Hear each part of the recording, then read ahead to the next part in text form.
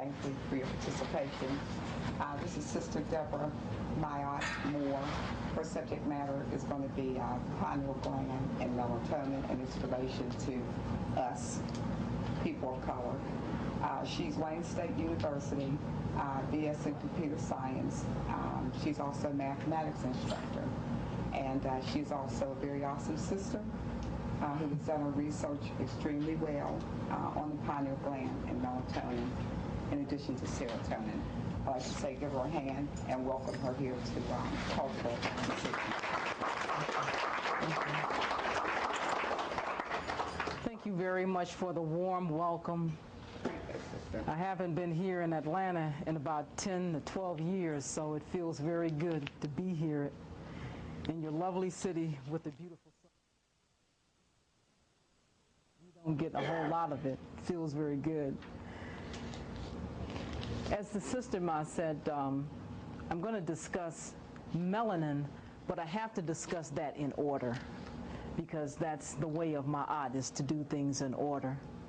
So first, I must go in the order of a discussion of the pineal gland or the pineal eye, then the hormone that it produces, melatonin, and lastly, the substance called melanin. And I have, first of all, in yellow, the enabler under the word pineal gland. And gland basically is an organ of the body that produces very, very important substances. But I nicknamed the pineal gland or the pineal eye the enabler because it enables us to do a number of very, very critical things. When we look at the function of the pineal gland, first of all, I have here that it's written as an inner eye. And by that I mean it doesn't see images like our two eyes, but it senses light and darkness. And as a result of sensing light and darkness, it helps us to go into another state. And I'll go into that in detail a little later on. The second one of its functions is that it functions as a clock, a biological clock. That means that it keeps track of time and it tells us what time it is, what time to do this, what time to do that, and etc. This is where most of the research is being done today on the function of the pineal eye or the pineal gland as a clock. The next thing it functions as is a pacemaker. It sets the pace for anything in the body that depends on time or speeds. It's like a brother or sister that is the head of a relay race, that is the head of a 4-team relay race or sprinters, that one person is set up in front to set the pace. And this is what the eye does, or the biological clock does. It sets the pace for all activities in the body that depend on time. The next critical thing that it is it's a compass. It actually gives us our direction. It helps us to orientate ourselves to our environment and to the environment of the world. And it's a secretory organ, meaning that it puts out or it secretes two hormones, one hormone during the day and the other hormone during the evening hours, melatonin. Melatonin, let's take a look at this one hormone. This hormone that's produced by the pineal eye is put out at night, really now, for the most part. It starts being produced in the human blood system in the nighttime. And this is why I call it the nighttime hormone.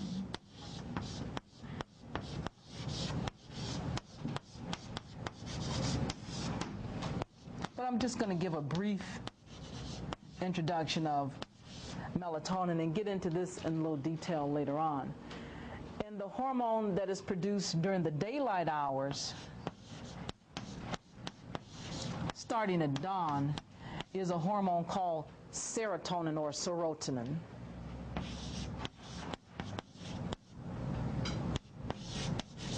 So as you can see, these hormones have got to have an inverse relationship with each other. One produced during the day and the other produced at night.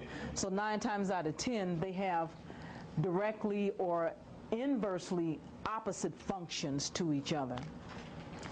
Now, I have over here an eye symbol in the ancient Egyptian hieroglyph language or of Medu Neter, an eye that they call the widget eye or the Wadat eye. This was one of their terms for the pineal eye. Another term for the pineal eye is the uraeus.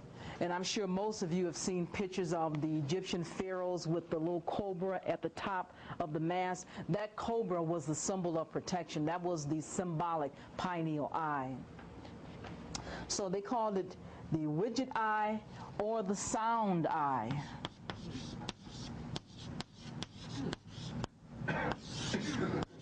Okay?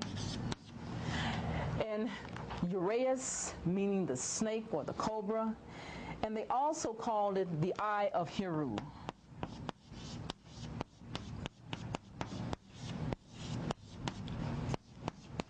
Heru, at that time, being comparable to Jesus the Christ. That was the Son of God.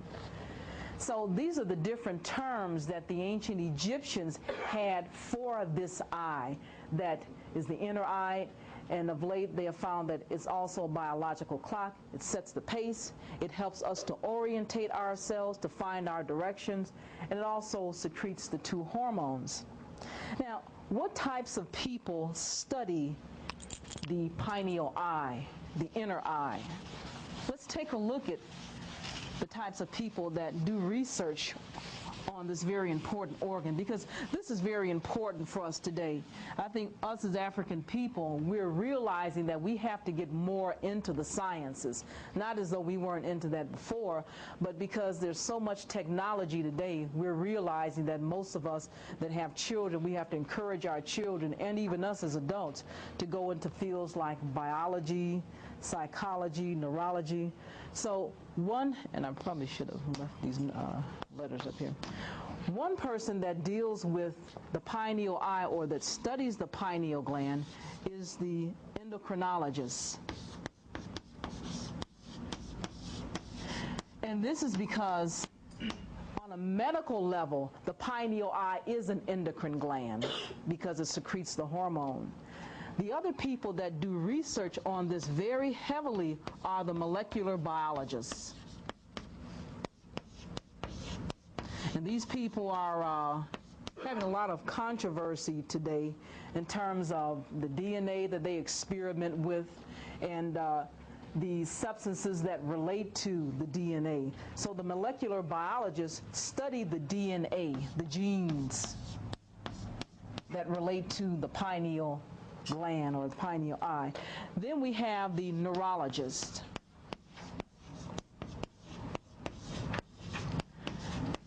These are the people that study the human brain and its functions. Also, psychiatrists and psychologists.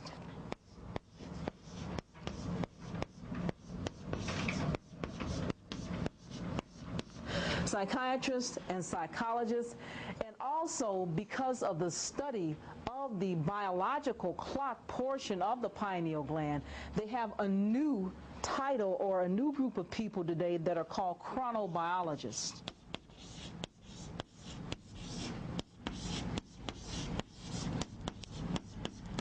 These are people that study time because that gland is so much connected to rhythm and to timing. It has branched a new group of researchers called chronobiologists, and the new field is chronobiology, which is the study of time. So these are some of the people that deal with the pineal eye today and study it today. But thousands of years ago, the ancient Egyptian priests, who were the college professors,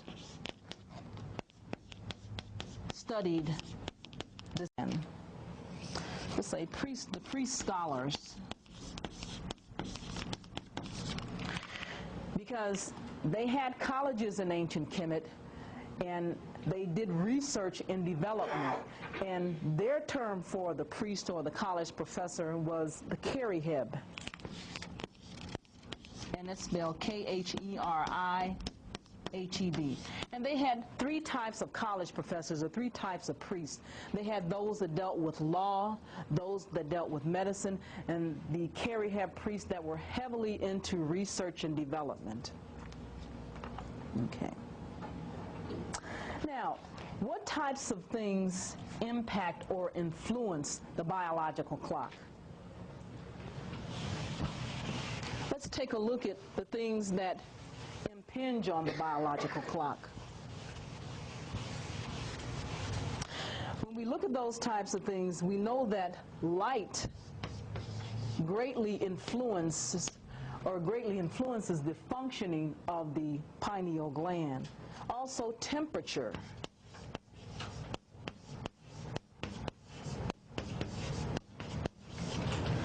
Also, the type of food that we eat.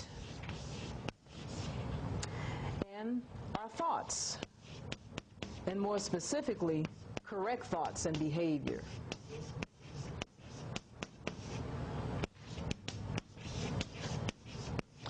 All of these elements or factors have an impact on the pineal eye, and we can kind of highlight the knowledge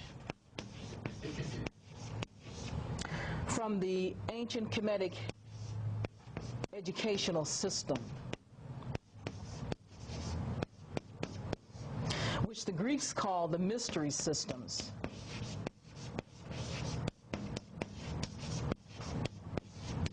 And it's difficult to say why they named it this. Maybe they meant it was something that had to be revealed, or something that was a puzzle. And I'm sure that much of the heavy knowledge that our people taught the Greeks was a puzzle to them.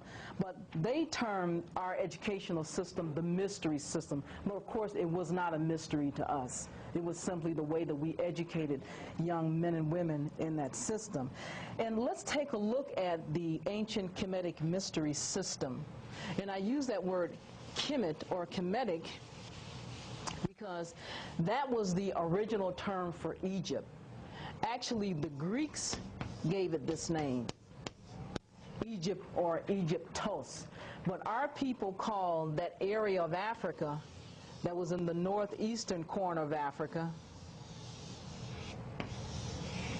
our people called this area Kemet, which meant black, or the black land. And that's because every year the Nile River, which flooded that particular area of Africa, and it winds down through Central Africa, starting in places like Ethiopia and Uganda. It started in the north. The Nile River began or originated in the north, and then it flowed upward. So we called our country Kemet, which meant the black land. So in reference to the mystery system, the ancient Egyptian mystery system or educational system, let's take a look at what types of curriculum or what types of subjects were taught in this system. Now, I won't list all of the subjects taught. However, I will list the most basic and fundamental topics. The first thing that students had to know in the curriculum was the curriculum of the 7 liberal arts. And this is where our liberal arts come from. When you go to college, you have to take a science track or a liberal arts track. But at that particular time, the 7 liberal arts consisted of first grammar. You had to know how to write. And secondly, arithmetic. You had to know how to compute. Then, of course, the young children were taught rhetoric. And they didn't just choose any child. They chose the children that they thought would be able to survive and go on to finish that particular system or educational system or mystery system, as again is what the Greeks called it. But then they had to be taught the mathematics of space. They had to be taught geometry. Next, they were taught music and its healing properties. Music is intimately related to mathematics. Also, astronomy. More and more today, we're calling the study of astronomy physics. Okay? Astronomy, and last, mortuary science. How to funeralize the deceased. And it was an entire science at that time because The people that deal with the deceased today are still studying the techniques of the ancient African people. They're still studying how in the world did they embalm people so that their bodies would last for thousands of years, such that when they would unwrap those mummies, you could still see their skin and their hair. And one of the secret elements, so I won't say secret, but one of the elements that they used to preserve the dead was natron. Okay. Okay, so you have the seven liberal arts, which were the foundation of the educational system.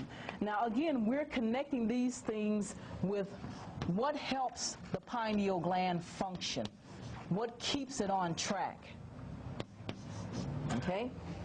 Now, again, another part of the knowledge from the ancient Kemetic educational system, the knowledge that kept the pineal gland functioning, was a life of virtue, having a virtuous life. And let's take a look at some of the virtues that the student was taught. You had to live a life of virtue. What do we mean by that? There were 10 virtues.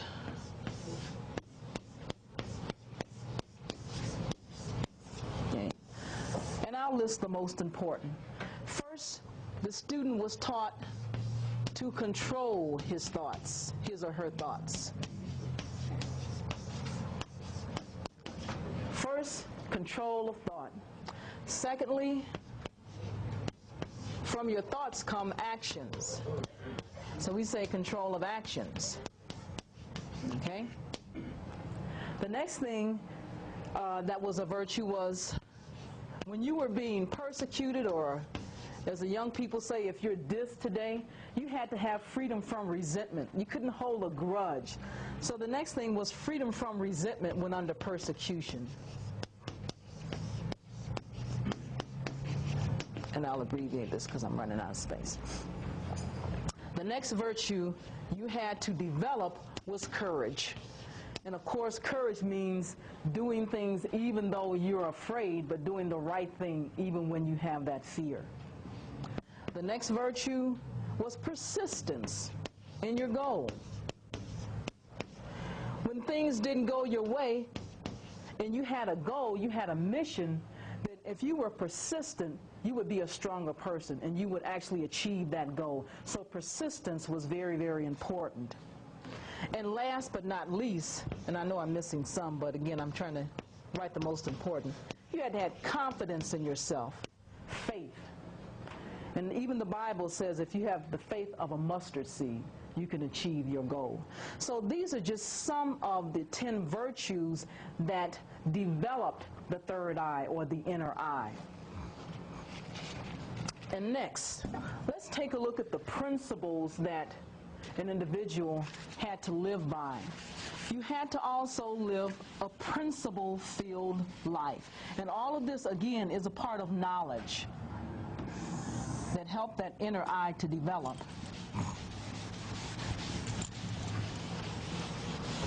Okay? And we're still on the curriculum of the Egyptian educational system. A principled life.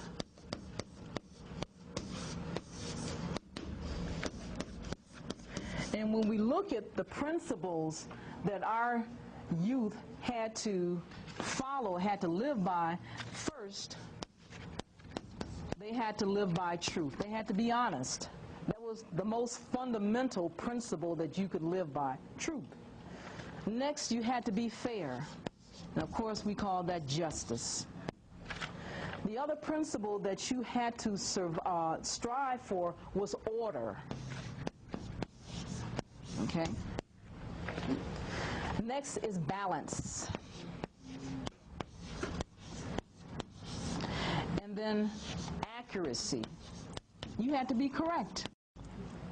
So these are the principles that represented the concept and the goddess Ma'at. And that's the sister with the feather of truth. See if I can draw her real quickly here.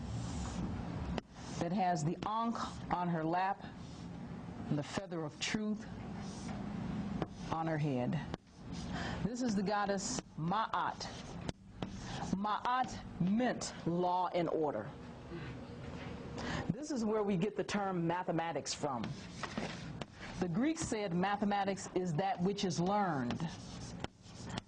But because the Caucasian race has a calcified pineal gland, and when I say calcified, I mean a pineal gland that is filled with limestone deposits, calcium deposits, hardened deposits. Because they have a calcified pineal gland, they were not complete in their explanation. They said that mathematics is that which is learned. They were half correct. What they meant was it was that which they learned from their professors, from the priest, or from the carry head. But when we take it back to its root, mathematics comes from the word ma'at, which meant truth. When you solve an equation, if it's correct, it's going to be truthful. And of course, it deals with justice and order, balance. An algebra equation has got to be balanced, and of course it has to be accurate. So all of these words emanate from the goddess Ma'at. Okay. Now, let's go into the next topic, and that is, and I'll get back to some details about the pineal eye. But let's get into the next topic because I want to cover as much of this as possible, and that is melatonin. The pineal, I mentioned that the pineal eye secretes this hormone, melatonin, at night. And it secretes serotonin during the daylight hours. And again, the things that help to enable the pineal gland to do its job is light. This is the major force that impinges on this inner eye, light. The pineal eye is really controlled by the light of the sun. Also, temperature. Next is the food that we eat. For those that work on a midnight shift where they don't get very much sunlight, it's critically important that they eat green, raw vegetables. Because in the green, raw vegetables, you have chlorophyll. And chlorophyll is melanin in the plant kingdom. Our melanin is black and brown, but the melanin of the plant kingdom is called chlorophyll. They do basically the same thing. Okay? So now, we're talking about serotonin. This is the daylight hormone. And I'll abbreviate hormone. Okay? Now, what does this do and why is it important? Serotonin begins to be secreted in the system as soon as the eyes, as soon as that inner eye senses that there's sunlight or there's the dawn. So with the morning sun, we get the secretion of serotonin in the bloodstream. Now, serotonin or serotonin gives us energy, gives us an abundance of energy. It helps us to repress or forget things that are very painful so that we can go on and work. Now, if we didn't get serotonin during the day, we would be awash in things that make us angry, things that make us upset. So I guess the Creator knew what to put in our bloodstream during the day. So the serotonin gives us energy, and it helps us to repress things that are painful.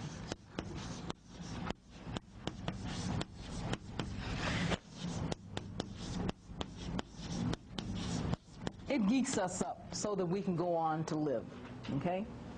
Now, let's look at the hormone melatonin, which is most important. This hormone is being researched today, 24 hours a day, in colleges and universities and institutes. But if we look at this hormone called melatonin and some information about this hormone, we know that melatonin is produced in abundance in people of color, of African descent. Now, this is the nighttime hormone. This is produced at night.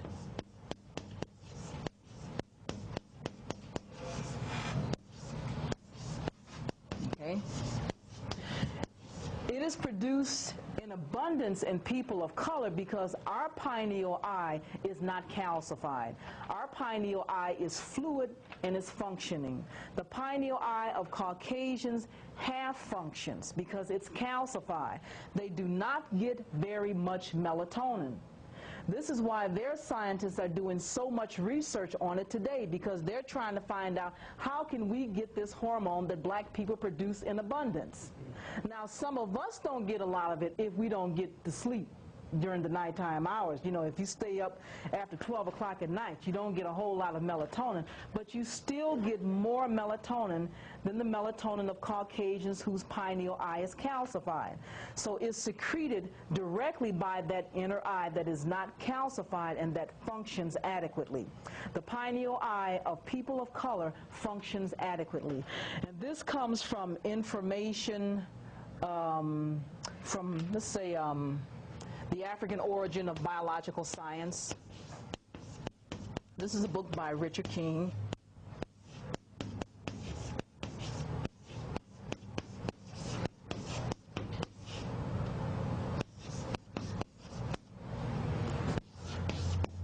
Okay.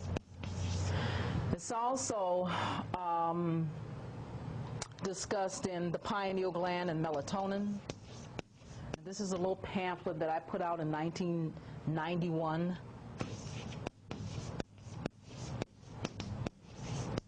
In 1988, I began to do research on, and it should be melatonin. I began to do research on melatonin, and much of the information that I found, excuse me, much of the information that I found was in medical journals, very technical medical journals. So I found that I had to take all of these 15-letter words that were in medical terms and put it in lay people's terms so that everyday people could understand. And this is where I found out, when I started looking at the science journals, this is where I found out that people of color produced melatonin in abundance, and whites didn't. So they had to get their melatonin through artificial means. They have to get their melatonin through a pill, like this, okay? But this is produced in our system at night in abundance. Now, let's take a look at what the melatonin does. Excuse me, how do they produce that in the pill? I don't understand. How do they produce it? Yeah, how do they produce it commercially? Do they get the melatonin? That's a good question. It is natural tissue. Melatonin is tissue that comes from the inner eye. Some people. They're taking it from black people.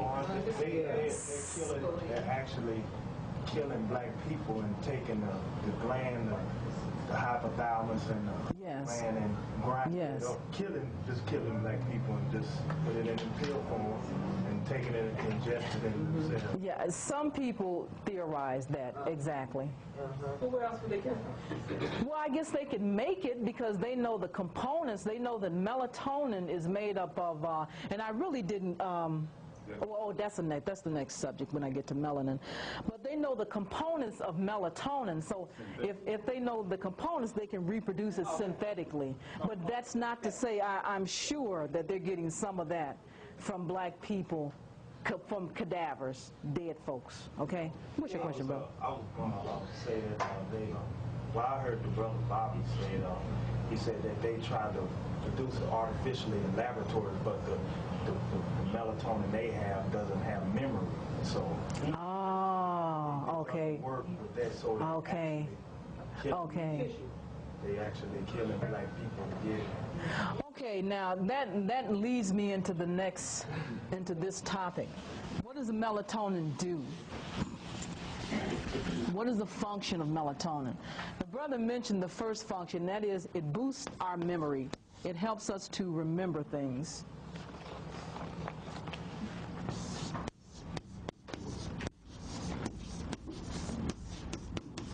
It is actually responsible for dream sleep, and they call it rapid eye movement sleep. So we say responsible for dream sleep.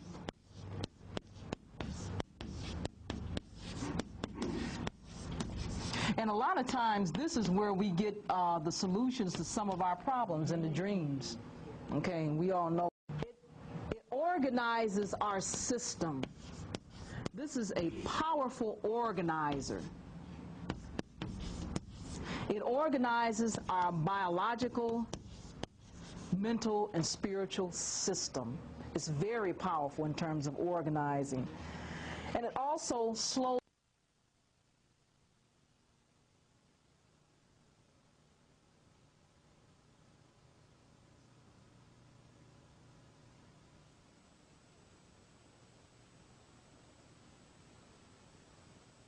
So, as I stated before, they're getting this in artificial terms, all right? So, once we get to bed at the proper time, and that is before 12 midnight, for some reason or another, the Creator says 12 midnight is the cutoff point. If you get to bed before 12 midnight, you produce more melatonin. If you get to bed after 12 midnight, that drastically decreases the amount of melatonin in the bloodstream. Okay? Yes, ma'am. How much does the fact that it just gets started at midnight, how much does midnight basketball got to do with that? Okay. Saying basketball at midnight is important for young black males. Well, first of all, they want to get the young brothers off the street. And they know basketball, they love basketball. But midnight basketball, I mean, actually what you're doing is you're messing up that balance. Not all of that. You're shutting down your melatonin. And when I finish this, I'm going to write a graph so you can see how much, approximately how much is produced at each time period. Okay. Okay, so now it slows down aging. It strengthens your immune system, which means that it's very important for the cure of AIDS. So if you have AIDS, it's real important for you to get the proper rest, because that's where you get that strengthening melatonin. So we say it strengthens the immune system.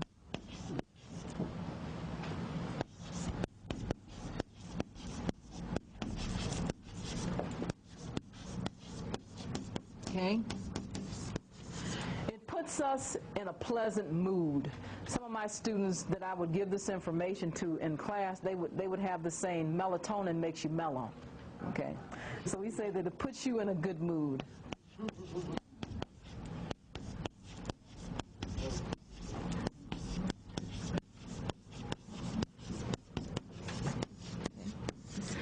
And the next thing it does is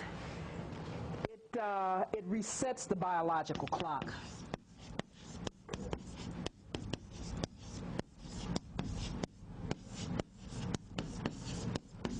Now sometimes when we travel from one city to another, from one continent to another, going back and forth to Africa, that biological clock shifts, and it's hard for us to adjust. So what melatonin does is it puts that biological clock back into the correct phase. It helps us to adjust to our new environment, and this is real important for those that travel. So it helps us to reset or adjust the biological clock. Now I want to write this graph so you can see graphically what happens to melatonin at a particular hour, at each hour. Okay. Let's see if I can find, here we go. Okay. Now we'll call this graph melatonin's path. And I'll save myself some writing. The path of melatonin. Let's say we have a graph. On this line, we have the amount of melatonin that's being produced in milligrams. Okay? mg stands for milligrams, okay? Then over here, we have the time that the melatonin is being produced. So let's say at 9 o'clock, here we've got, and this is PM, okay? 9 o'clock, 10 o'clock, 11, 12 o'clock, midnight, and 1 o'clock a.m., 2 o'clock. Let me write this better. 3 o'clock, 4, and dawn, 5 o'clock. Okay? This is the PM, and over here is the AM. Okay? Now, let's take a look at approximately the values or how much is produced. Over here, let's put some numbers. Let's say this is 0, star graph at 0, okay? Then we'll go 5, 10, 15, by increments of 5, and 20, okay? Now, we say approximately this much is produced at 9 o'clock p.m. At 10, we get about this amount in milligrams of melatonin being put out in the bloodstream, okay? At 11 o'clock, say we get about this amount. Now at 12 o'clock, the scientists tell us that there's a big increase, in melatonin that's being put out in the bloodstream. Now after midnight, going towards dawn, then the melatonin begins to decrease. And this is why I say it has an inverse relationship with serotonin. Let's say 5 o'clock, we're down here. About down here. So at 9 at night, especially in the summer, we're saying this is summer. At 9 at night, this is when it starts getting dark. We see the melatonin increasing in the bloodstream. Then as darkness comes, we get more melatonin. At 10 o'clock, 11 o'clock, then at 12 o'clock, there's a big increase. Perhaps this is why they say that we should be in bed by 12 midnight, because you get most of your melatonin at that time. And then after 12 midnight, then it starts going down. Now, when you're in bed sleep, it's very important that you don't have any light in your environment, because once there's darkness, as soon as your eyes perceive light, that melatonin starts to decrease. So for those brothers and sisters that sleep with the TV on, they're wreaking havoc on their system. Okay? Or for their children to sleep with the TV on, and I've seen people sleep with the TV on all night long, they're wreaking havoc on their system. Someone over here had a question. Yes? So not just sunlight, but any light, like from a light bulb?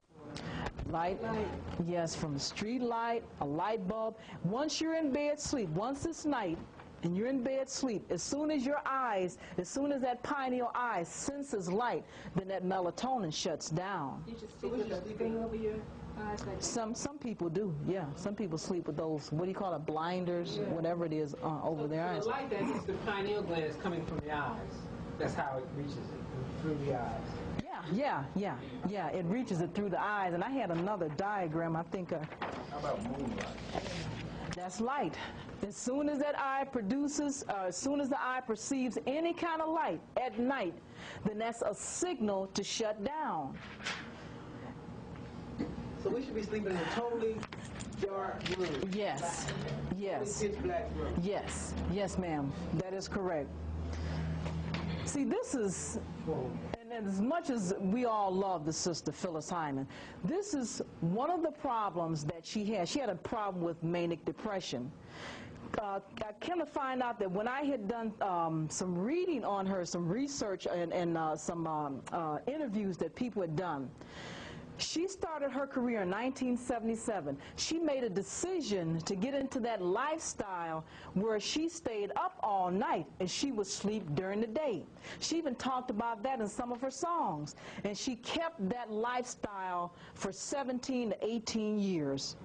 And scientists have found now that once you start having a decrease in melatonin, you suffer from depression.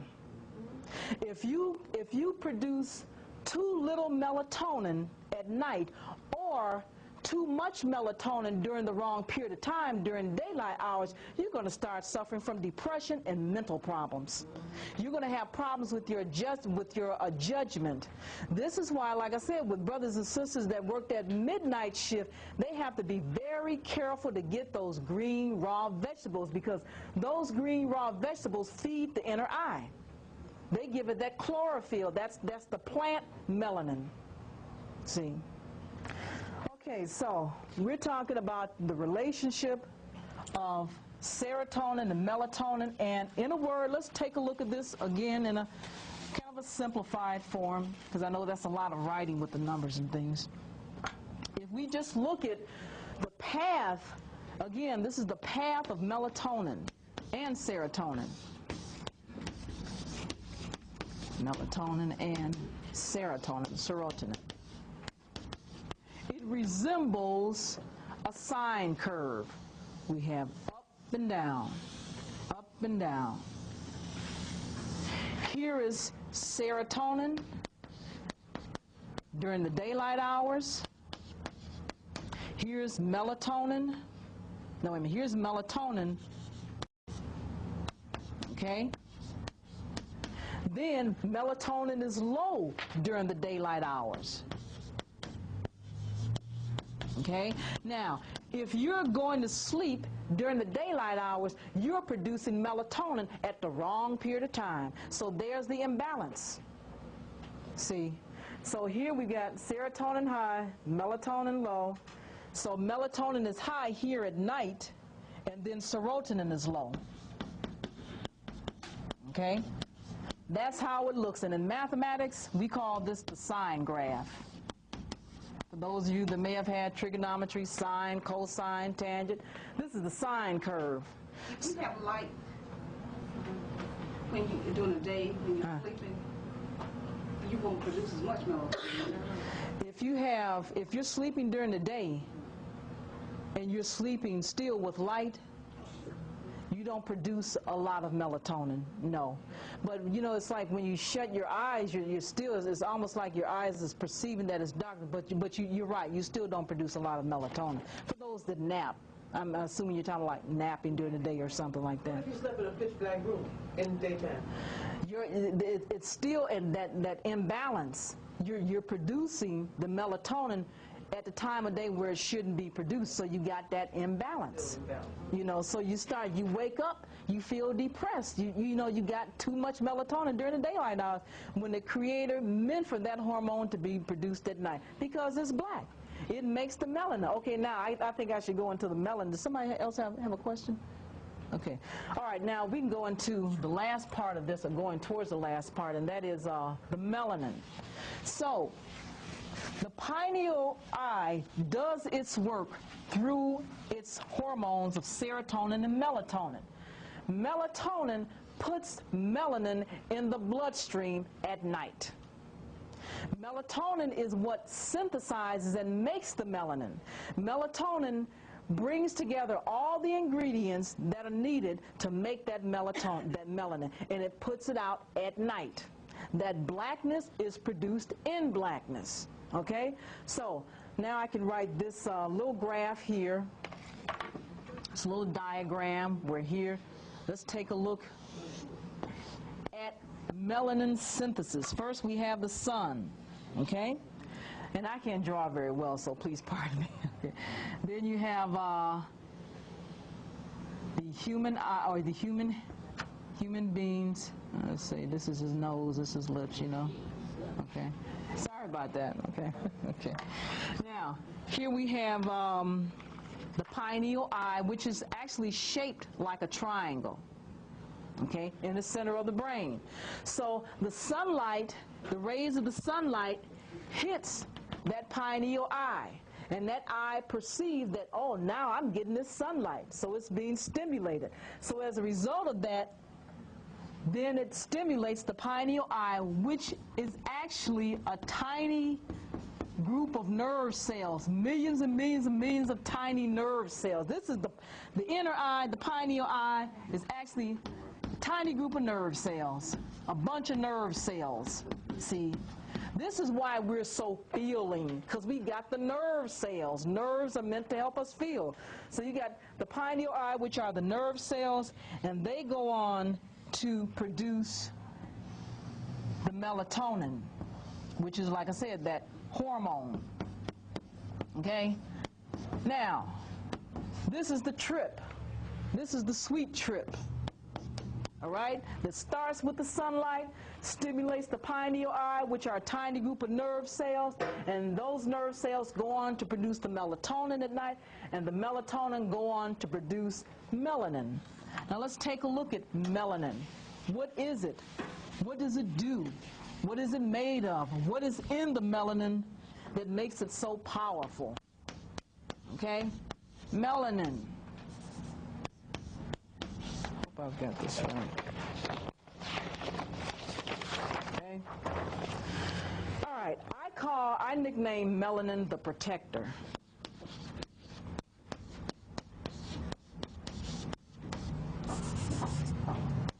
Okay. And did I give a name for melatonin? Okay. The pineal eye was the enabler. Melatonin is the stabilizer because it stabilizes you. It fortifies you. Okay? It makes you stable, mentally stable too. Okay, so the melanin is the protector. Now, what is it? Basically, melanin is a natural sunscreen.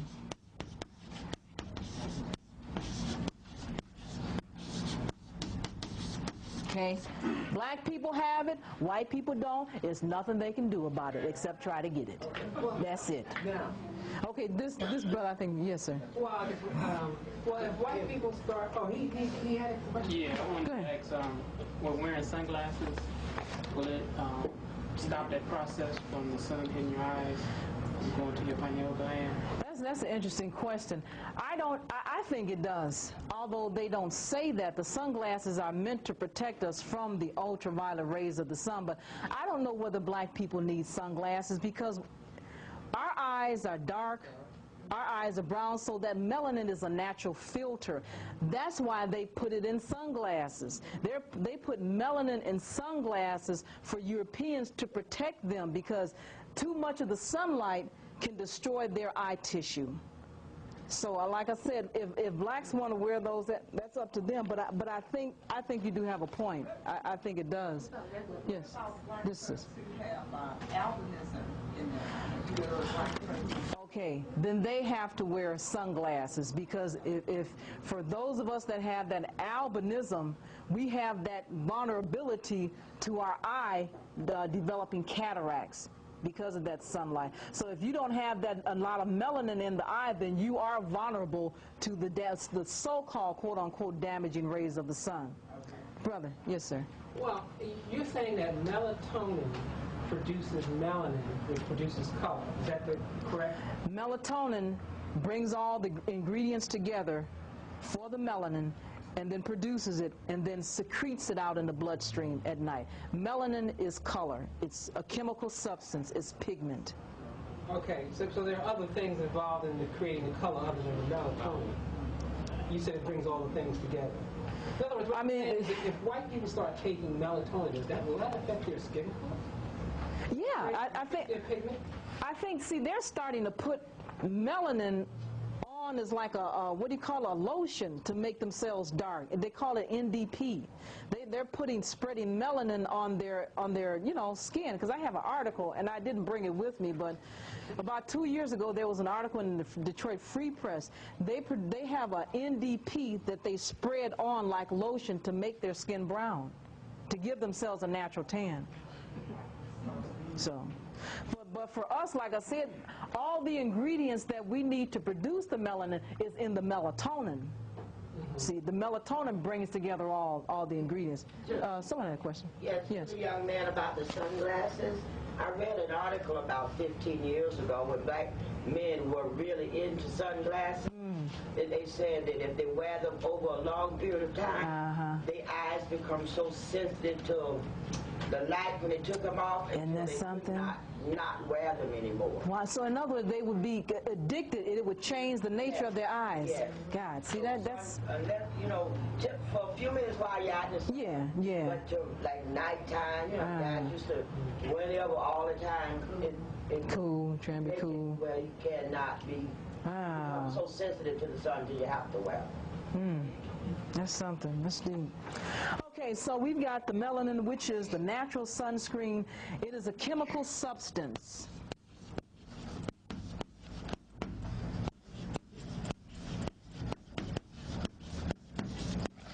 And basically, it's pigment.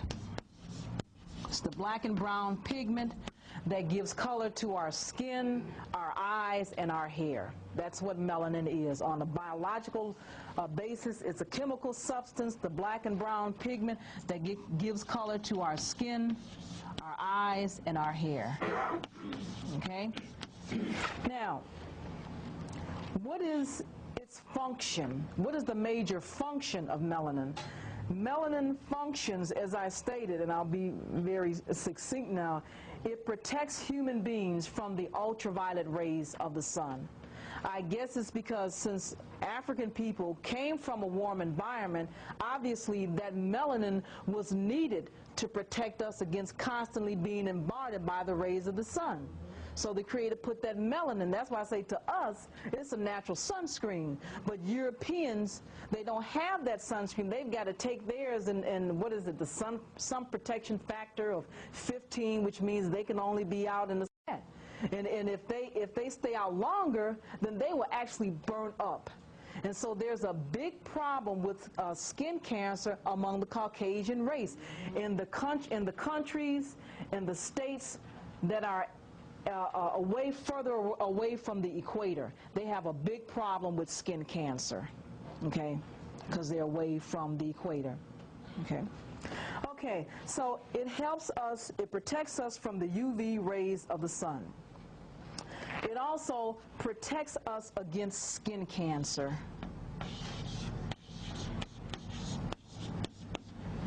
Okay, skin cancer among the African race is rare. Face it, it's rare, okay, because of the melanin, all right? It also protects us against, and I'm going to have to start erasing some of this. Hate to erase, let's go over here. It keeps African people, for the most part, from getting Parkinson's disease. Because melanin now that's why I say that stated on a basic fundamental level, it's in the skin, the eyes, and the hair, but it's also in the brain. So that melanin in the brain protects us against tremors, those electrical tremors that people get, you know, when you see people with that Parkinson's disease, they can't control themselves. Sister back here. Is the skin cancer called melanoma? Yes, malignant melanoma. Yes, that's what it's called. Why is it called melanoma? Well, I don't know. I don't know why it's called malignant. That means something that isn't good, but melanoma, you know, I guess because they lack melanin. You know, that's just like a branch. They're branching off from melanin, melanoma. Melanoma. You know. Melanoma. Melanoma. Yeah, okay. Okay, so it protects us against the Parkinson's disease. Okay. Now, what is it being used for commercially? And I mentioned earlier it's being used in sunglasses. It's also being, in general, it's a filter. It filters out the rays of the sun. So they're using it now in computer screens. You know, for some of us that use computers, that sit at computers all day, you're not supposed to sit at a computer for a long period of time. So now they're making computer screens that are black with melanin in them to protect us from those, what do you call it, free radicals. Melanin protects us from radiation, okay, from those free radicals that come from the computer. So they're making computer screens made out of melanin, okay? Then they're making contact lenses out of melanin, all right? They're making plastic glass lenses out of melanin. And what it does, like I said, it filters out the color that does damage to the eye and to the human tissue. Because without that melanin, you get that damage to the eye tissue. Question? Wearing glasses, though, does that affect the sunlight getting in the eye? I believe it does, because a lot of times I'll take my glasses off. Like when I was here, when the sun was out here, I took my glasses off and I got out there in the sun to get some nourishment. Does the sun have to hit your eye directly, or just being outside with the sun? When you have your glasses on, that sun isn't really getting to your eyes, so you don't get that much nourishment. So I would think that if you wear glasses, you know, go at least 30 minutes out there in the sun to get that nourishment from the sun. See, and the sunlight also helps our body to produce the glucose, which is needed for the functioning of the brain, and norepinephrine, which is a neurotransmitter. The sunlight, we need the sunlight. See, we have to be careful about what Europeans say when they talk about the sun. They're really talking to themselves. They're not talking to us. When they say stay out of the sun, they're not talking about black people. They're not saying that to black people. They're talking about themselves. See, they get real sensitive when black people say, well, does that mean that we have an advantage? They get sensitive. See, then they start getting a little hostile. See, you know, I've seen this happen. So, you know, we have that advantage, but still, like I say, with the glasses, I think this is on a personal level. I can't prove it, but I think that we should spend some time letting the rays of the sun hit our natural eyes without the glasses. Okay? Okay, so we've got the commercial uses of melanin. Okay, the protector, it's an enabler. It protects us against something that's harmful in terms of ultraviolet rays. Now, this is not to say that the sun is our enemy. The sun is not our enemy, because they're putting out the mindset that the sun is the enemy to them, but not to us. Yes, sir. You mentioned I have to erase this. they're putting melanin in these screens on the computers to protect from that low form of radiation. Yes. I read an article, and I'd like to have it here. They found that melatonin and melanin also protects you from the serious, like nuclear power plants. Oh, really? They're finding in Chernobyl, in Russia, areas that have been totally evacuated, some animals and some insects that are high in melanin and melatonin have not been affected by the radiation at all. Wow, that is powerful. I got an article here including one black beetle that hasn't been seen, that was not seen there for years. It has come back strong. It has a very high melatonin content, and it is not affected by the radiation at all. No mutations, no nothing. Wow. See, that's powerful information. That beetle was a symbol in the language of Medu Neter. The beetle was called Kepera. I use this symbol a lot when I teach mathematics to students back home in Detroit. This is the symbol for transformation. And it was a frequent symbol in the language of what the Greeks call hieroglyphics, but what our people call the gods' words, the words of the gods, Kepera. In mathematics, this is equivalent to the equal sign. And when you have, just say a basic algebra equation, you might have something like 3x plus 4 is equal to 15. That equal sign is that Kepera. In fact, I teach this back home. Pardon me?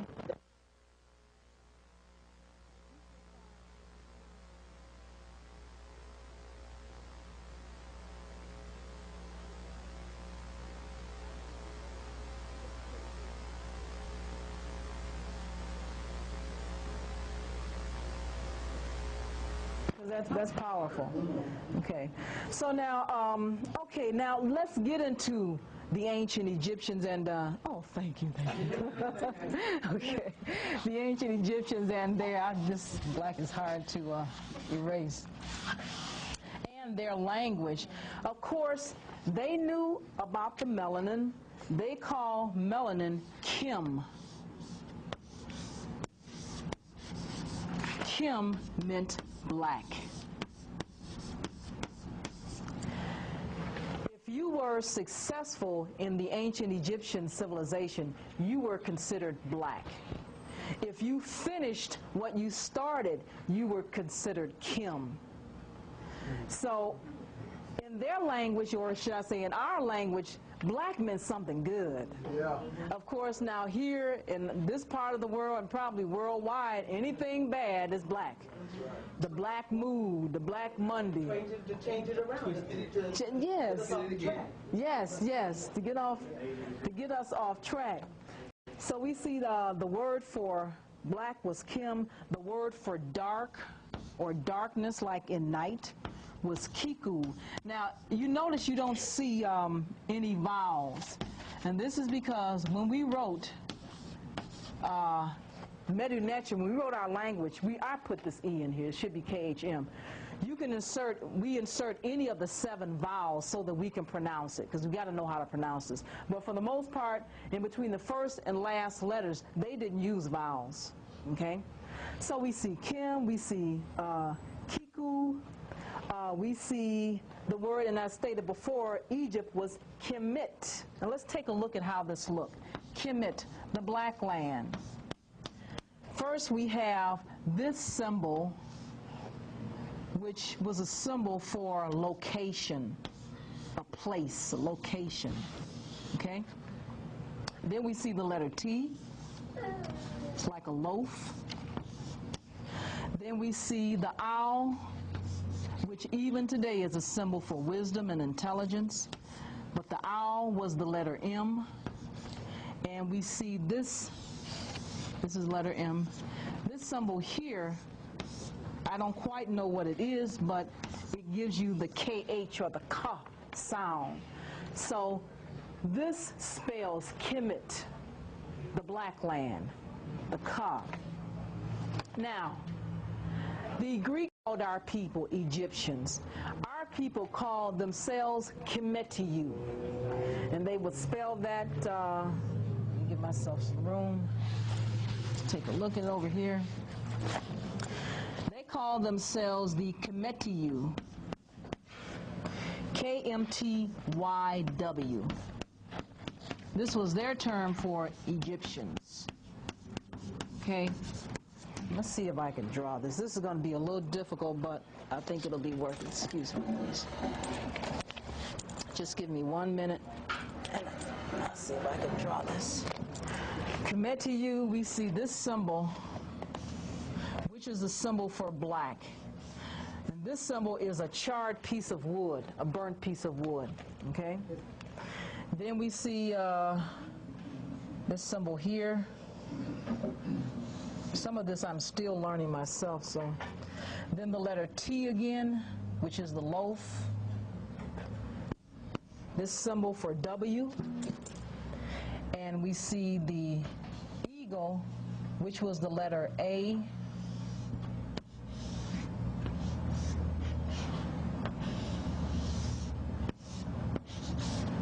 Okay. Then we see the symbol of a man, and I'll draw this as best I can. A man kneeling.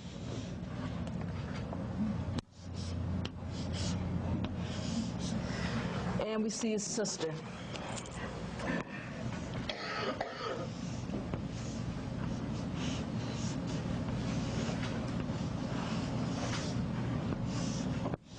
Okay, so this was the terminology for Kemetiu. Let me make sure that I don't get this wrapped around myself. So this is what our people call themselves. And they also would often refer to themselves as being children of the sun. That's in the language of Medu Neter. This comes from a book called Egyptian Grammar by Alan Gardner, these terms. All right, now I want to get into any other questions. If I'm going too fast, please say something, because I know I'm covering a lot of... Okay. Sorry, sister first. Good. I'm sorry, brother. Sister first. Go ahead, sister. He's yelling to you. We seem to trace our ancestry back to Egyptians. Africans, Africans from Egypt. We don't seem to go much further back, as though you know, we're stuck in time.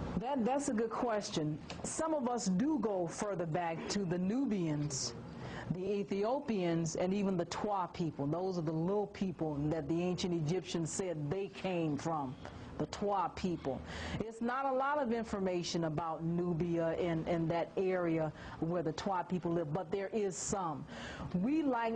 First of all, I know myself, the brothers and sisters that are into the study of ancient Africa, they focus a lot on Egypt because before we didn't have this information. We weren't allowed to have this information. See, so now this information is being published by African people, so now we understand it more. It's a different twist on it. It's a deeper understanding of the civilization of Kemet or Egypt, and this was Africa's most advanced civilization. And I say it's advanced because as early as 3200 BC, our people were publishing books on mathematics and astronomy. And one of the books, two of the oldest math books that I know of, one was called the Amos Math Papyrus. Now, papyrus is a Greek term for paper because our people actually invented paper. And so their term for paper, the Greek term was papyrus, but we call paper papu, P-A-P-U, or P-P. The original term is pop. But, you know, sometimes you might see P-A-P-U to make it pronounceable. But this is one of the oldest known math books. And that's why I took the time to show that this melatonin graph actually came from trigonometry. Our people were doing trigonometry as early as, I'd say, 1850 BC. That's roughly 4,000 years ago. So, you know, we're studying this information, and we're still finding out more and more about the advanced civilization of Kemet. But, you know, because they were so advanced, we like to go back and say that this is where we were at our best state. We're not there now, but if we can do that back then, what can we do now? Because it's still in our DNA, still in our genes. The brother had a question. I was saying that doesn't children of the sun come from a mason, like a mason. That's where they get it from. Well, see, brother, the Masons got that knowledge from our people. The Masons got their signs and symbols. This symbol right here that they use, you know, this symbol, and I'm not trying to diss anybody here that's a Mason. You know, that square, this is a meta-nature term. This term means one of the terms for square root. Okay? They took that term from meta-nature. You know how you see the Mason symbol with the geometry, that protractor, and this right here? That's from the language of meta-nature. They got that from us. I was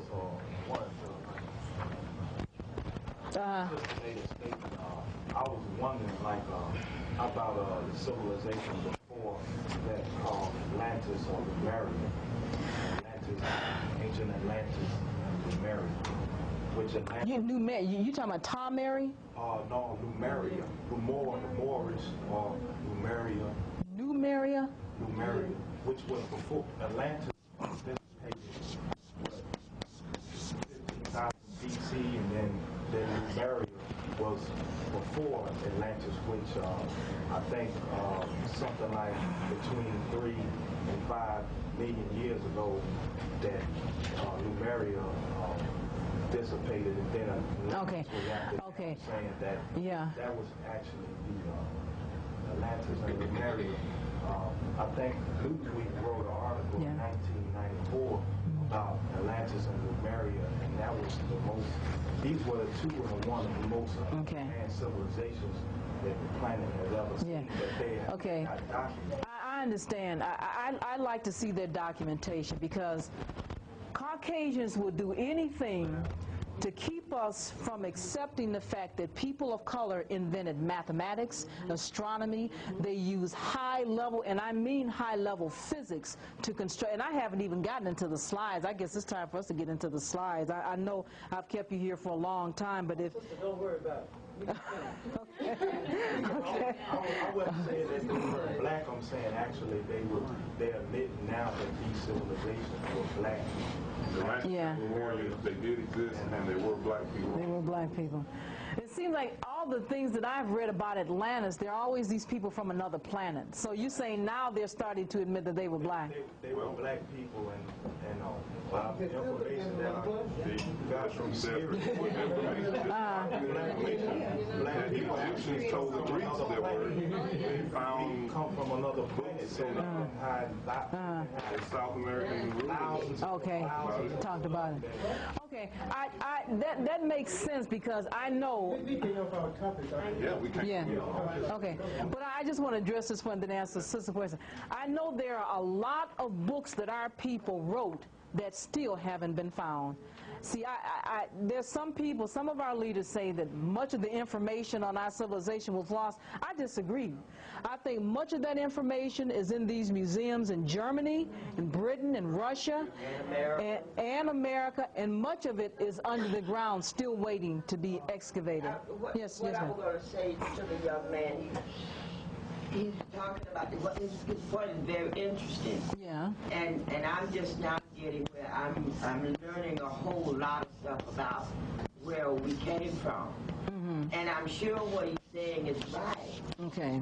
But old people like us takes a little time to get used to being thought of as an Egyptian, you know? Oh, I see what you're saying. I know I'm well, see, Flanders, but you did me finish with Egyptian. see, really, see, you be. I mean, I could have said that was beautiful. You know, actually Africans, because you know some people think that Egypt was not in Africa, but you know we're talking about Africans. Yeah, yeah. Well, you're being honest. I respect that. Okay, so now I just want to get into, before I get into just a couple of the slides, the chemical makeup of melanin, because some people want to know what's in the melanin, what's in it that gives it its power. Now, scientists don't know the structure of melanin. They don't know the form that the melanin molecule takes. And I personally think that's good, because maybe once they find out the structure, they could destroy it. Anything could happen. But I know that melanin is made up of 4 ingredients. The first is carbon. This is what gives it its blackness. Okay. The next ingredient is hydrogen, which is water. And of course, we know the water is a cleanser. Okay?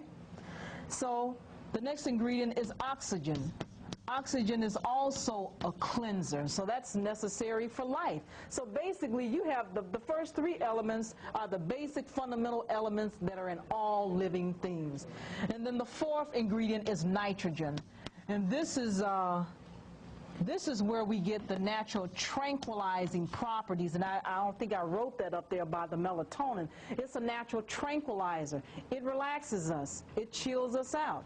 And so this is why, for black people, you know, we're laid-back people. We chill out because we got that melanin, that nitrogen, oxygen, hydrogen, and carbon. Of course, we catch holy hell for it, but still, it's not something that we should want to get rid of real soon. Okay?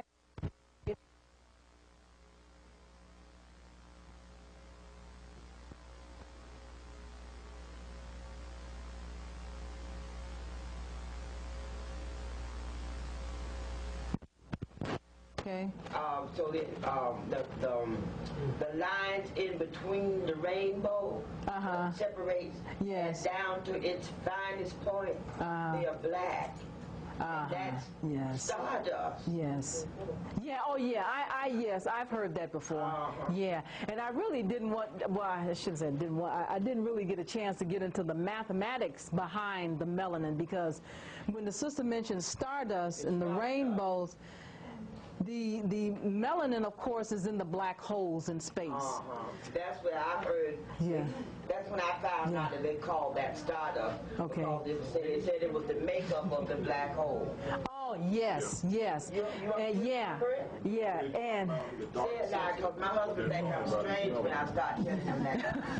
yeah, you know, people do look at you, you know, but well, I mean, you know, it's, if you have the information, you have it, and you know, maybe they don't know it. But we're talking about the black hole, which is made of melanin.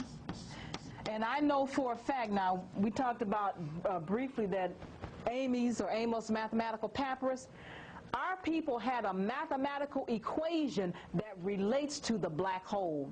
And there are Caucasian math professors at Wayne State University, one of which I know, that is studying ancient Egyptian mathematics and black holes.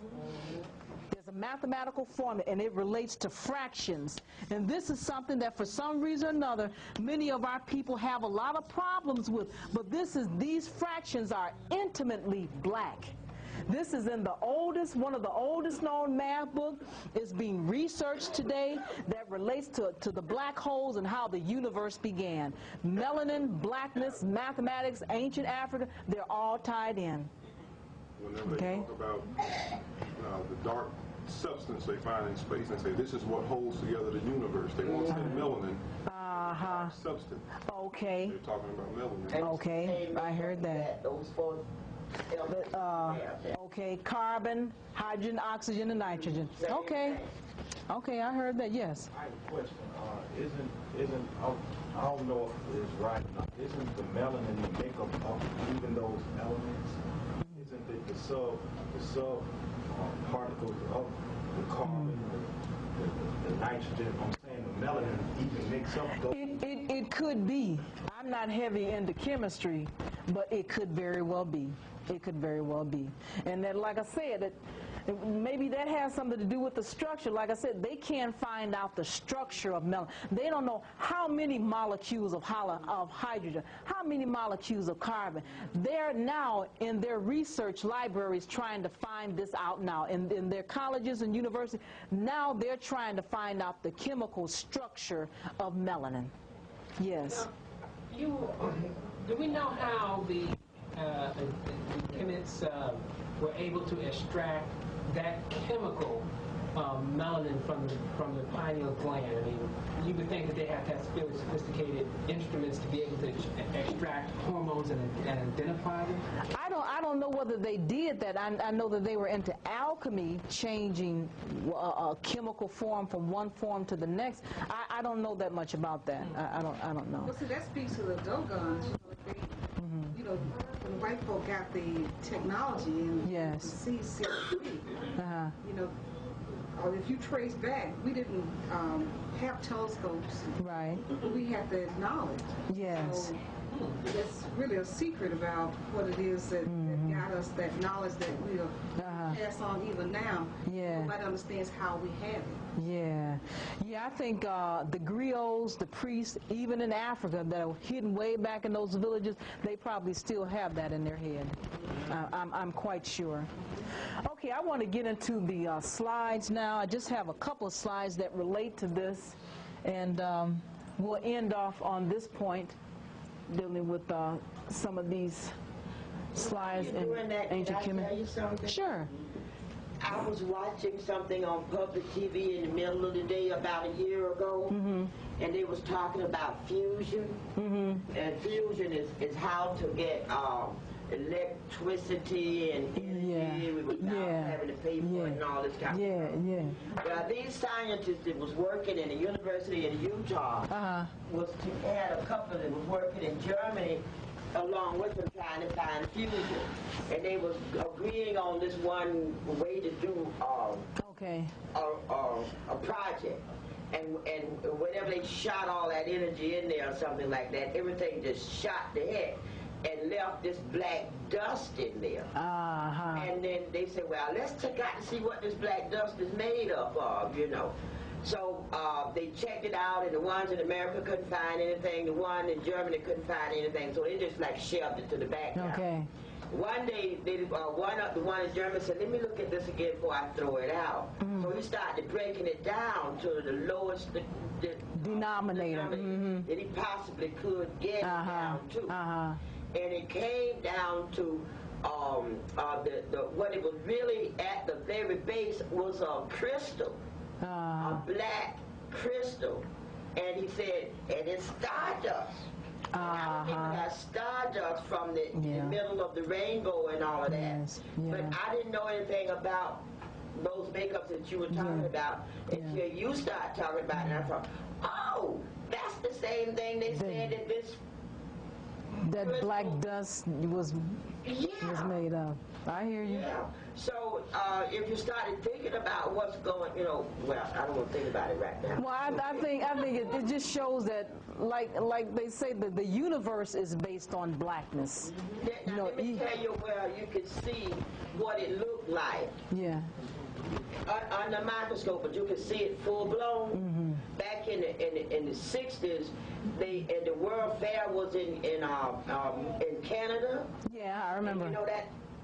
you know. That big, what do you call it? Yeah. Yeah. Whatever that is what that looks like. What those crystals look like. Oh, okay. Magnified 1 billion times. Okay. And what's important about that is that's a freestanding structure. That one hold, that one hold, that one hold, that one hold, that one. Wasn't it based on the geometry angles, geometric angles, and you saying that blackness is made up of that same geometric angles? Down to the very base. I hear and you. it holds itself together by its soul. Yeah, that sounds familiar. An egg. Yeah. It just does what it does, and nobody don't understand why. Yeah. And that's the geometric, the mathematical, or whatever make up the basic whatever. What look like melanin. Okay. That's deep. That's very deep. We ready? Okay. Someone had another question? Okay. Let's see. Can we get the lights? Are we going to keep the lights on?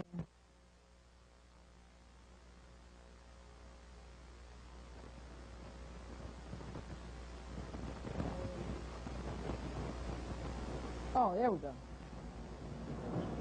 Okay, am I in somebody's way? I know if I'm in, maybe I better sit down. Oh, no, this is good. Okay, this first slide is a slide of a page from one of the oldest religious texts. This is a page from the Book of the Coming Forth by Day. Perhaps most of you know it as the Book of the Dead. That was the name that the Arabs gave our text because they found it in the pyramids, laying on the floor sometimes, or in the coffins. Now this Book of the Dead, or Book of the Coming Forth, is the basis of all of the religious texts today, including the Old and the New Testament, the Torah, and also the Quran. And this is the judgment scene. Now, we've heard, of course, we know about the 10 Commandments, but at this time, back in the millennia, our people had a story where when you died, if you wanted to see the face of God, you had to be able to recite over 140-something negative confessions. We say, thou shalt not steal. They would say, I have not stolen. We say, thou shalt not kill. Our people would say, I have not murdered. I have not gossiped. And as you see on the left side of the scale is the heart, the human heart of this brother that's kind of leaning down like that with this white gown, him and his wife. That brother is an Egyptian scribe. Those were the indispensable recorders of our civilization back in Kemet. They wrote down literally everything. So Ani was his name. He was a scribe, and you see him with the white gown because white at that time was a symbol of death. As the sister said, it was almost just the opposite. Black, at that time, black was good, white was a symbol of death. So Ani's heart is being weighed on Ma'at's scale. The heart is on the left, and the feather of the sister Ma'at is on the right. You saw the face of Wasser, or what the Greeks call Osiris, when your heart measured against the very light feather of Ma'at. I couldn't tip that scale. I don't think it's going to get, if it gets larger, it gets unfocused. See what I'm saying? Well, because it's not in right. It's not in right? Yeah, it's not. Okay, well, as long as you can make it better. I don't want to disturb your presentation, Tom. Yeah, because I think that's the best we can do for now. Okay, now let me see. Forward. Okay, now these are some typical brothers from Kemet. Also, the brother in the end is from Nubia, and they're carrying a tree scrub to give to one of the high Egyptian pharaohs. You don't see him, but his name is Ronk-Mari. He was an Egyptian librarian. Our people had libraries where they had books, just like all of the books that you see here. Our people had repositories of literatures and documents. They had libraries. They were called Per-Madat. Per meaning house, Madat meaning book. And This is the remains of a college. This is the College of Hathor. Hathor was the sister that was known for being the goddess of love. The colleges and universities at that time were used for research and development by the ancient Egyptian priests, scholars, and they were where our people went to learn the 7 liberal arts and to learn the curricula of the ancient Egyptian educational system that the Greeks called the mysteries. And this is a picture of the pyramid of Khufu. This is the largest of all the pyramids that are in a little triangle in a city called Giza, G-I-Z-A. This is the pyramid of Khufu that the Greeks call Cheops. At the top of that pyramid, our people symbolized an eye, which was the pineal eye. The pyramid was made on the basis of the human body. And they knew at that time that at the top of our head was the inner eye, or the pineal eye, which, as I stated on the blackboard, was also called the rigid eye, the sound eye, the eye of Horus, or the eye of Peru. These pyramids were made of blocks of stones that were as large as 2 to 25 tons each. Over 2.5 million blocks of stones were used. They used mathematical formulas of calculus, geometry, algebra, and trigonometry to structure these stones that are the only one of the 7 wonders of the world that are still standing today. Here we see a smaller pyramid of those triad of pyramids. This is the pyramid of the son of Khufu, whose name is Ka-Swa, and he was the son of the pharaoh Khufu, who lived, I believe, in the 4th dynasty. Now, I stated earlier that the pineal eye helps us to orientate and to determine our sense of directions. The Africans knew this thousands of years ago. This is a picture of the oldest map in the world. It is the map of a gold mine. In the center, that white portion is the portion where the men would rest and they would eat. And the other portions are the portions that show the directions to where they got the materials to make the pyramids, where they got the materials of granite, stone, basalt, and sandstone. Those pyramids at that earlier period of time were not made of brick. They were made of stone, which is one of the hardest substances that's used for buildings. This is called the map of Wadi Hammamat. Wadi means river in the ancient Kemetic language. Can I ask you something? Sure. Where did the notion, I know it's incorrect, but where did the notion that Jews helped to build the pyramids as slaves come from? Okay, I believe that was Jewish mythology. There's documented evidence in a book called the Berlin Papyrus that our people got paid to work on those pyramids. Actually, they were temporary workers. They worked only during a particular season where the Nile flooded to make couldn't farm. They couldn't farm, and to make it easy to float those big pieces of stone on barges on the River Nile. And they called the Nile River at that time the Happy River. Called it Happy. I think this is the last slide. At some place that the people that worked on the pyramids considered it a religious duty, or part of a religious. Yeah, they.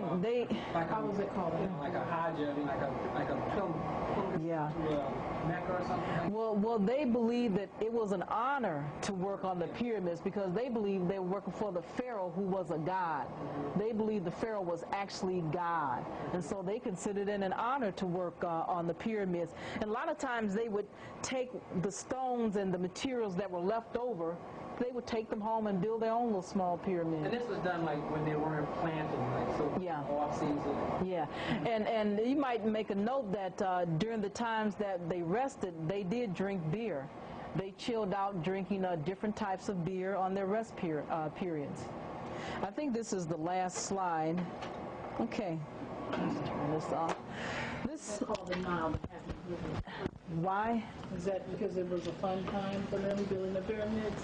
I don't. Was flooding? It could be. It could very well be. I know that they loved working for the pharaohs. And even the scribes that were scribes of the pharaohs, those were positions that were sought after positions. There were a lot of competition to be a royal scribe or a scribe of the pharaoh, because you sat there taking your notes while the pharaoh dictated the laws and etc. And it was, you know, an honor at that time. So that may very well be.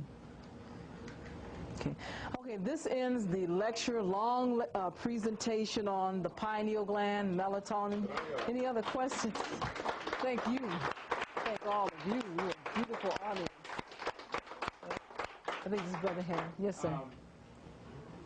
I've been working on second shift. I usually don't get to sleep till 2:30. 7 years. In the morning? In the morning. Yeah. And also I wear contacts. Okay. I'm thinking I'm blocking, plus I'm not having the melatonin to sleep. So yeah. Vegetables, green vegetables, would this help any? You think? I heard, now I don't know how true it is, from Richard King, that he says that we tend to forget things after we have that surge of melatonin. It'll put us to sleep and puts you to sleep. But according to Richard King, he says it makes us forgetful and some people a little aggressive.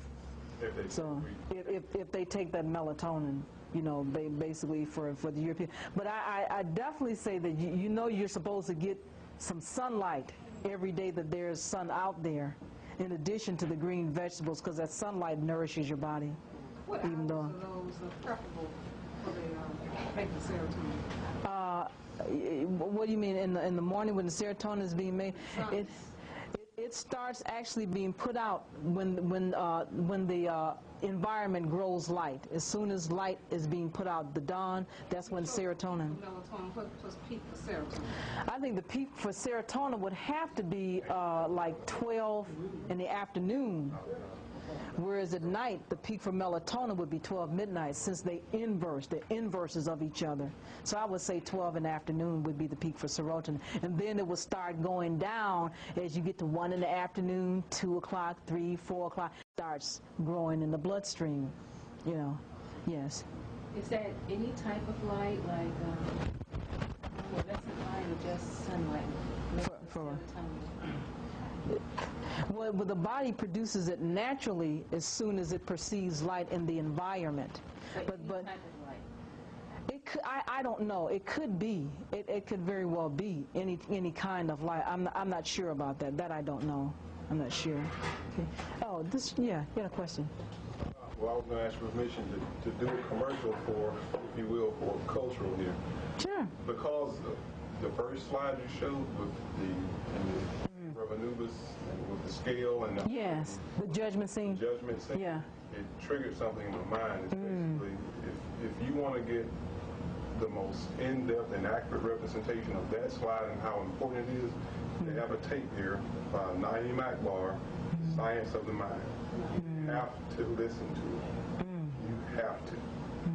If you want to know what that's all about and the depth of the wisdom and knowledge and where we're coming from as a people, and get it from someone who knows what they're talking about, and not this foolishness that we're constantly being bombarded with out here from Europeans and so forth. Well said. The science of the mind. Pyramids in for us. Well, the pyramids were considered to be a microcosm of the human body. And at the top of the pyramid, when the Europeans, a lot of times they would take that 30 feet.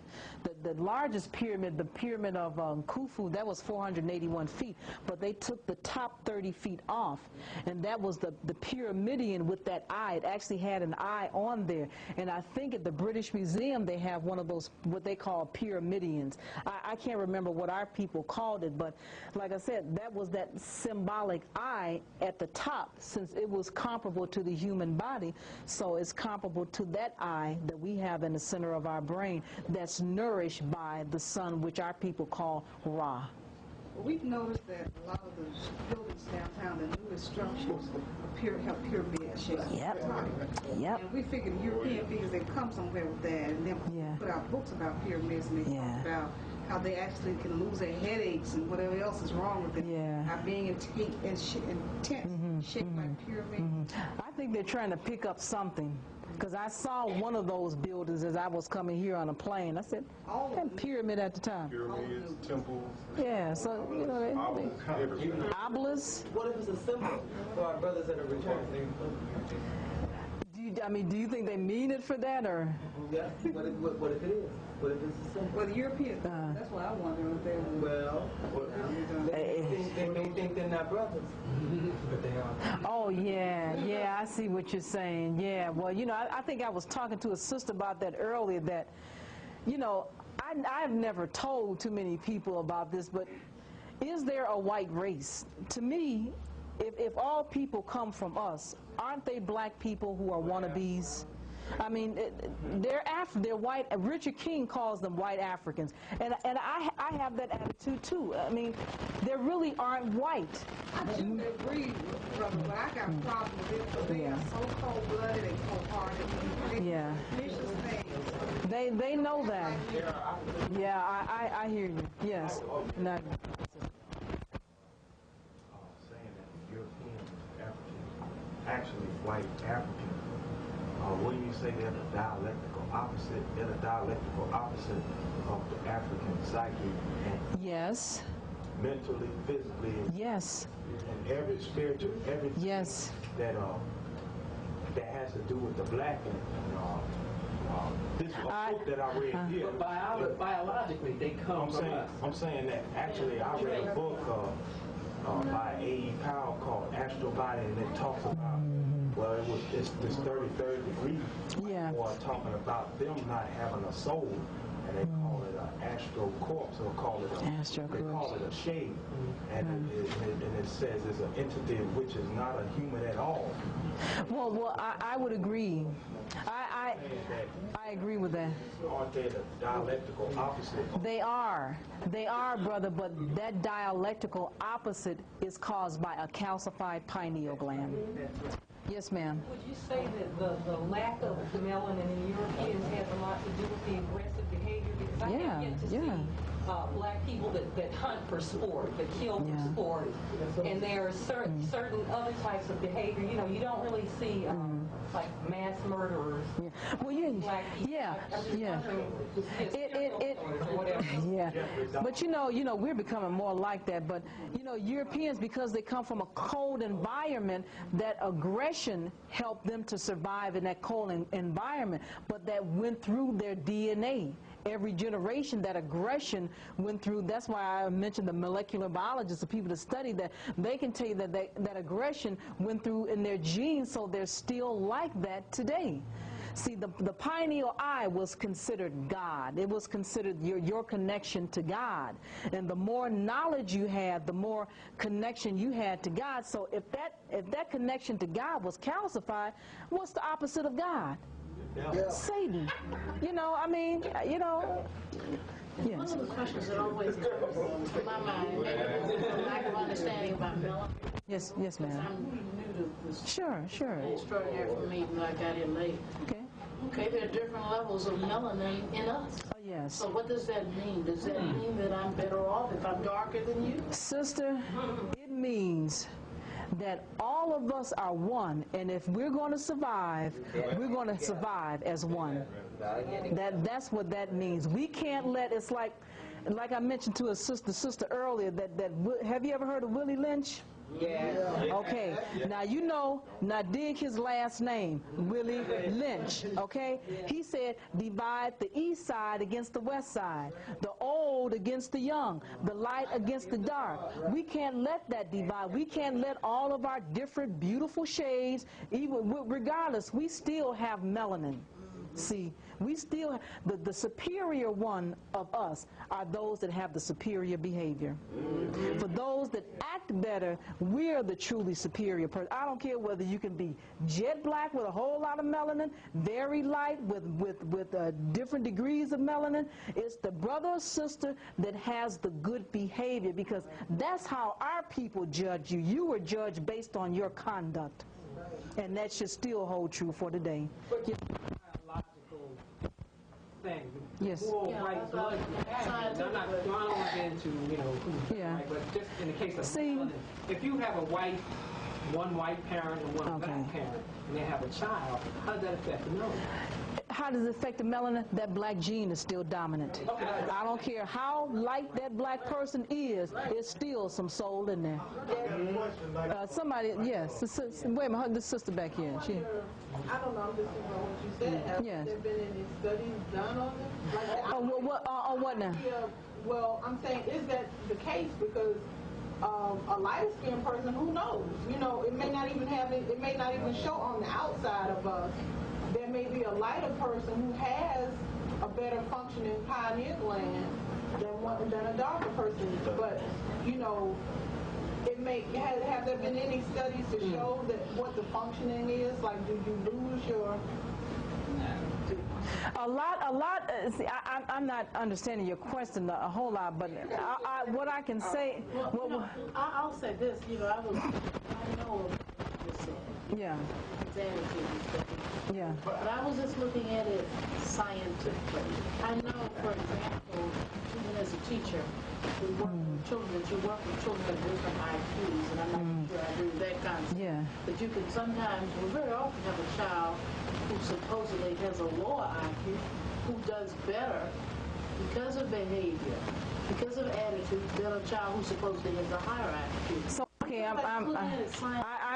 I need some clarity. Now, what are you saying? Are you saying... What are you saying about the melanin? What does this really mean?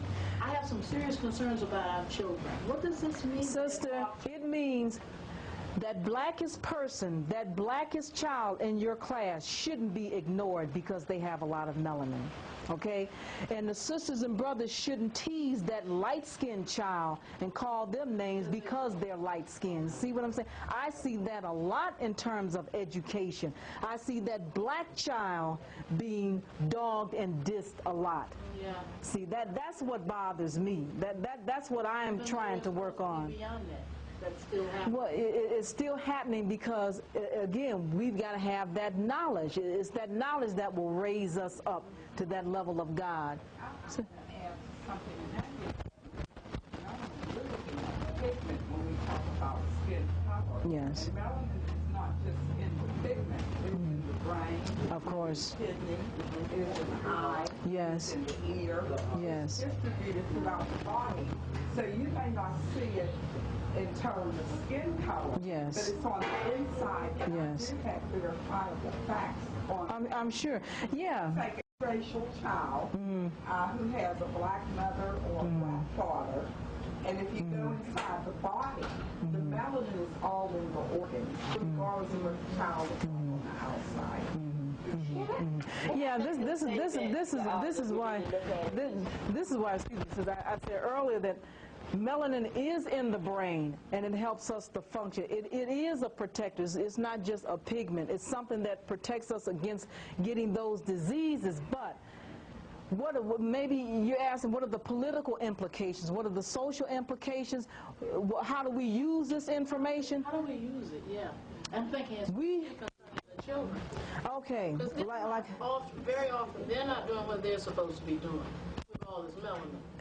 Okay, now see, we've got to use this information for three things. Number one, to solve problems. Number two, to enhance the quality of our life. And number three, to create something new. So if we've got this information about melanin, melatonin, and the pineal gland, when we come up with a problem, we got to say, well, what is it from this information can I use to help us to solve problems? See, getting back to the situation with the children, I had this little boy in my class, I think his name was Danny. And I was asking all the students in class, what did they want to do, how did they feel, what type of people did they want to be when they got older. Danny, who was a very black-skinned child, told me that he wanted to commit suicide. Now, he was 10 years old. And what I did to solve that problem, I said, you know, this is ridiculous. This doesn't make sense. You know, this was tripping me out. So what I did was I took Danny, I said, Danny, you be the captain of this class. And everybody has to give their papers to Danny before they're passed in, before they get their grades. So I'm saying social problems, little problems like those, we have to use this information to help us solve problems with our people and with our children in everyday life. And again, you know, the light-skinned seeing some of the very light-skinned sisters and brothers catch hell too. Yeah, that's true. See, we've got to stick up for them. Yeah. We've got to protect them. We've got to let them know that, hey, you know, okay, you got that white blood, but those black genes are dominant. See, yes. Yes, let me show you how important they think melanin is. You know that the white scientists, especially in the 30s and 40s, said that a white woman that had sex with a black man was spoiled for life. Wow. Because that gene would become part of her. Just no baby made. Just the sex. And if you pair a black person with a white person, and then like now they pair white, somewhere along the line a little black one pop up. So, you know, it's something, it's like a gift. See, I told you the stuff was stardust.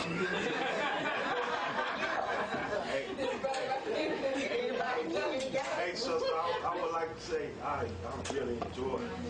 I really enjoyed it. I wanted to make this statement that said it don't matter what skin color it is, because you got a Clarence Thomas who's darker than my shoe, and then you got a Farrakhan who stand up for it, so it don't matter what color you are. Who said that get his into the grandfather spiritual quality of the soul. White.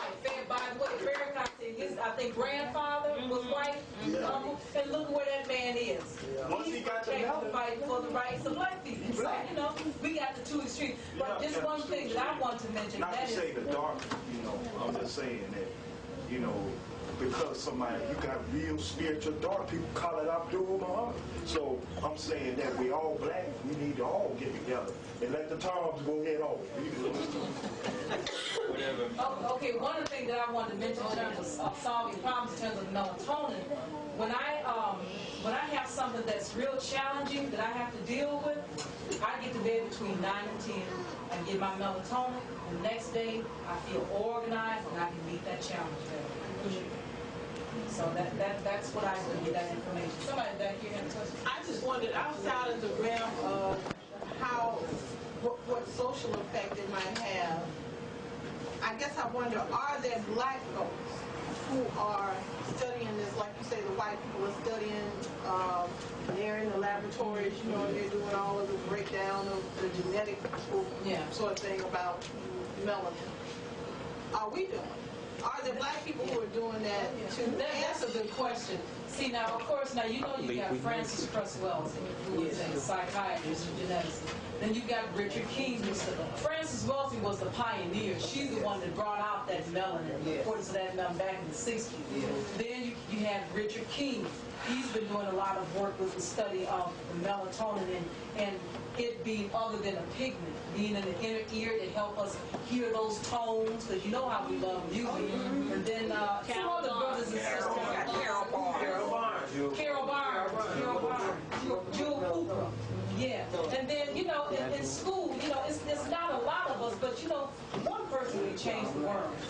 So if those of us that are going into molecular biology in college, we got a son or daughter, or some of us are going into those fields, we've got to stay in those fields. No matter how hard it is, we've got to stay in those fields, because that person 9 times out of 10 may not be Uncle Tom that finishes college. They may turn around and do something to help our people. So we're trying to get more and more blacks into those fields, and there are blacks that are studying that. And that's a conference too. They haven't had one in 2 years, but that was on the conference a few years ago. And that's they've had them before, and but all these minds come together.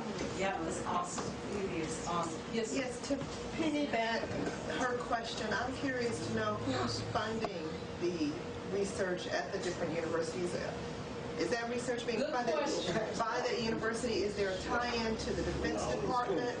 You know, whoever funds all their research. I mean, this guy, like, I had some information on this guy that's doing, this European is doing information on photoprotective technology out of San Antonio, Texas. Application of synthetic melanin to optical plastic substrates. He's from the University of Texas.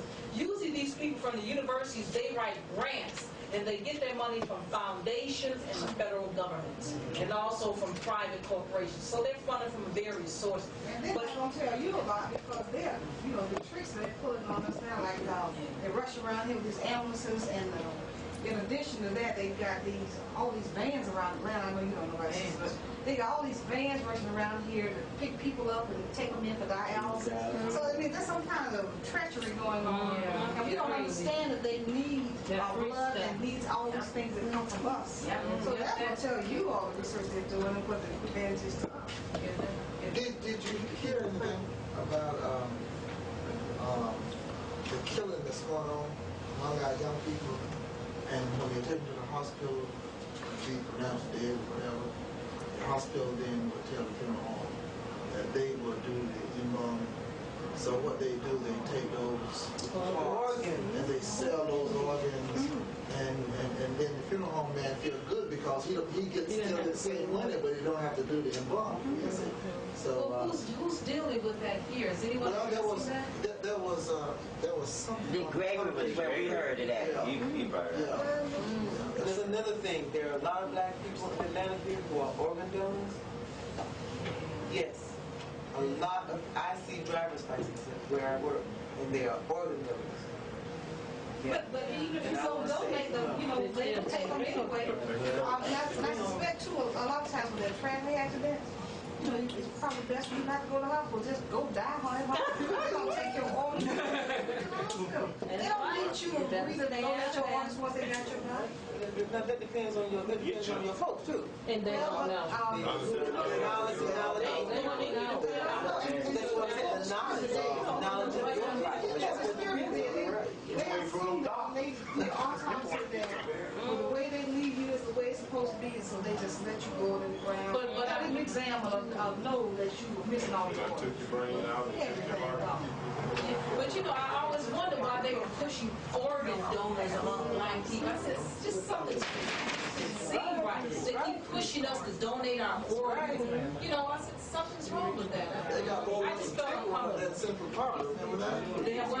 Remember when they took the last kid in Central Park? New York? Yes. Kidney. That's why he didn't die. He only took one kidney. Can I make an announcement? Is someone blocking the driveway alongside the building? Okay, now what I want to do is, if you just give me 1 minute. That gentleman that works in the building trying to get out. And I guess the sisters can hear you. Also, sister, are you selling your book tonight? Yeah, I'm going to just.